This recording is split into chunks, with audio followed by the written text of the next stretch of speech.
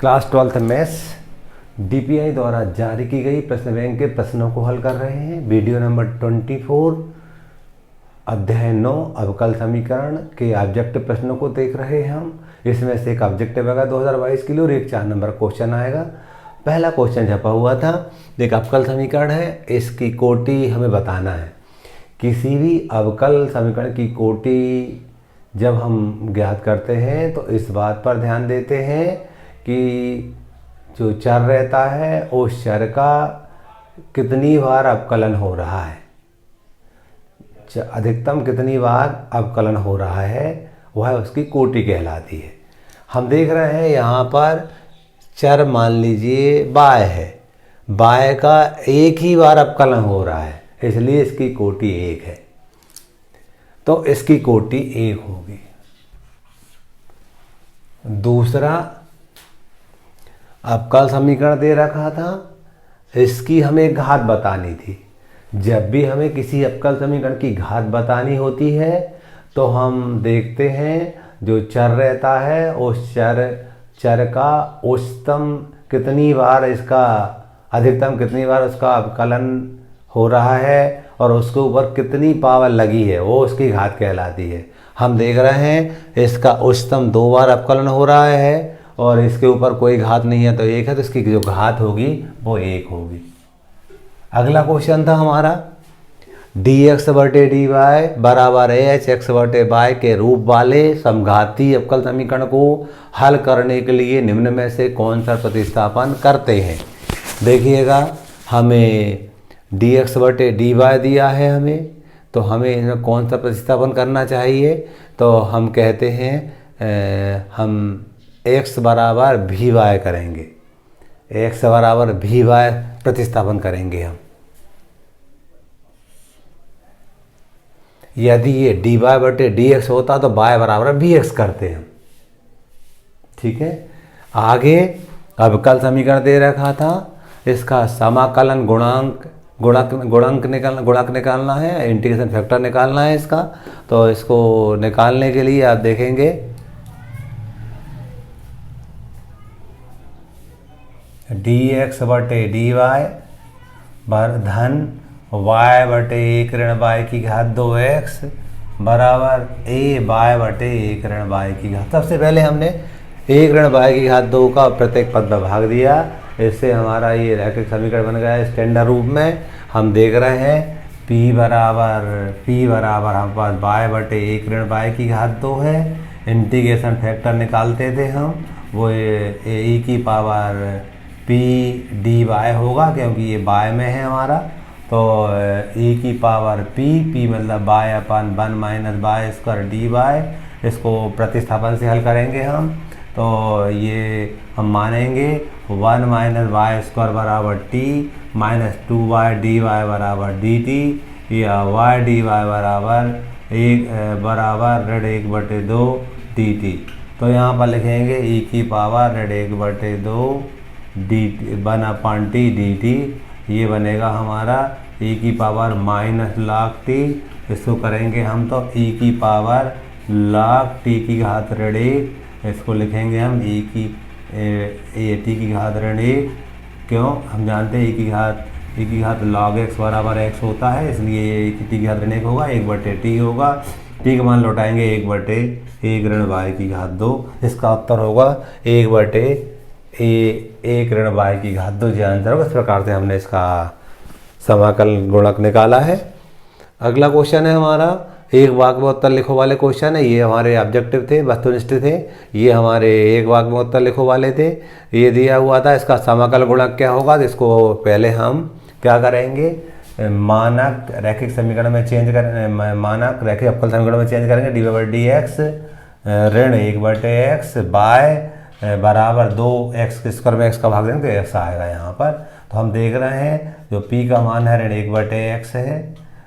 हम जानते हैं इंटीग्रेशन फैक्टर जो होता है वो e की पावर p dx होगा। यहाँ पर लिखेंगे e की पावर माइनस 1/x dx, ये हो जाएगा e की पावर माइनस log x। इसको करेंगे तो e की पावर log x की पावर ऋण 1 तो इसको कर देंगे हम, तो एस की घात ऋण 1 होगा न 1/x होगा। जो आई एफ होगा वो हमारा 1/x होगा। इसका इंटीग्रेशन फैक्टर 1/x होगा। कौन से क्वेश्चन का आंसर था? इस वाले का आंसर होगा 1/x करके होगा। ये हमने आंसर लिख दिया। अगला क्वेश्चन था हमारा अवकल समीकरण dy/dx बराबर sec स्क्वायर x का व्यापक हल क्या होगा? तो हमें चारों पृथक्करण से हल करेंगे। dy बराबर sec स्क्वायर x dx लिखेंगे। इंटीग्रेशन करते थे, ये 1ds का 1dy का y हो जाएगा, इसका हो जाएगा tan x प्लस c लगाते थे, तो y बराबर tan x प्लस c होगा। इसका जो आंसर होगा y बराबर tan x प्लस c होगा। अगला क्वेश्चन था हमारा रैखिक अवकल समीकरण का मानक रूप लिखिए। तो हम जानते हैं dy/dx धन py बराबर q, ये हमारा मानक रूप होता है रैखिक अवकल समीकरण का। क्लियर। अगला क्वेश्चन था हमारा कि कोटि और घात बताना है इसकी। तो हम देख रहे हैं कोटि इसकी 1 होगी और घात 2 होगी, तो कोटि 1 होगी हमारी और घात हमारी 2 होगी। इस टाइप से हमने एक वाक्य में उत्तर लिखो वाले क्वेश्चनों को कर लिए हैं। अगला क्वेश्चन था हमारा, इसमें हमें सत्य असत्य बताना है। अवकल समीकरण dy/dx e की घात x धन y का व्यापक हल क्या होगा? इसका हम हल बनाने के लिए देखते हैं अब भी।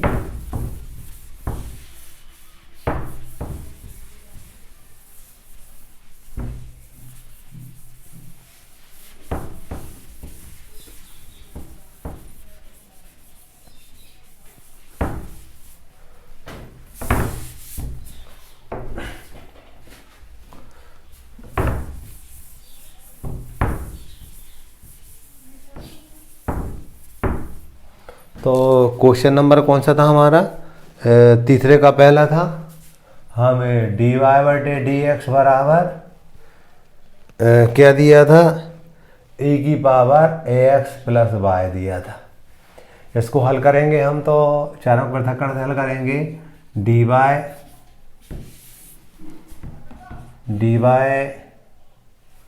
थोड़ा साफ करना पड़ेगा। dy/dx बराबर e की पावर x धन y था। इसको हम लिख सकते हैं e की पावर x इंटू e की पावर गुणा में घात जुड़ती है, इसको ऐसा लिख सकते हैं। अगले पद में dy बटे e की पावर y और e की घात x dx हो जाएगा। त्रिक गुणा करेंगे हम, इसको ऊपर ले गए हमने, तो e की पावर ऋण y dy बराबर e की पावर x dx। इंटीग्रेशन करेंगे हम, इसका तो यही होता है e की पावर ऋण y प्लस सी कर सकते हैं, e की पावर x होगा, ऋण बाजू में आएगा, e की पावर x प्लस e की पावर ऋण y बराबर c। तो ये इसका जो आंसर यही आ रहा सत्य है। हमें सत्य असत्य बताना था ना, ये सत्य है हमारा। अगला देखेंगे y स्क्वायर dx धन x स्क्वायर ऋण x y ऋण y स्क्वायर dy एक समघाती समीकरण। सही है, प्रत्येक पद की घात 2 दिख रही है, यहाँ भी 2, यहाँ भी 2 हो जाएगी, यहाँ भी 2 हो जाएगी, ये भी सत्य है हमारा। अगला क्वेश्चन देखेंगे हम dy/dx sin इनवर्स x का हल y बराबर x समथिंग है। अब हम क्या करेंगे, इसको चारों पृथक्करण हल करने जा रहे हैं। dy बराबर sin इनवर्स x और हमारा dx लिखेंगे। इसका इंटीग्रेशन करेंगे दोनों पक्षों का, ये y आ जाएगा, यहाँ पर फर्स्ट मानना पड़ेगा, ये 1 मानना पड़ेगा, ये हल होगा खंड समाकलन के माध्यम से। तो हम जानते थे पहला फलन दूसरे करेंगे तो x हो जाएगा, माइनस पहले का तो 1 माइनस पहले का अपकलन और दूसरे का समाकलन इंटू dx धन c लगाते थे हम।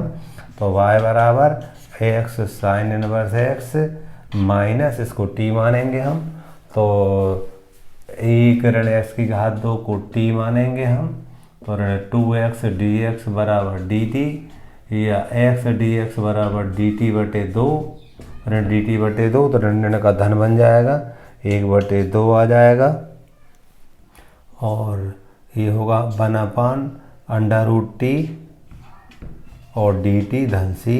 ऐसा करेंगे हम, तो t की घात ऋण 1/2 धन 1 और ऋण 1/2 धन 1/2 बचेगा जी, और यहाँ टी की घात 1/2 बचेगा, यहाँ 1/2 आएगा। तो ये लिखेंगे हम y बराबर x साइन इनवर्स x धन 1/2 कट जाएंगे, √t मतलब t का मान था √1 धन c।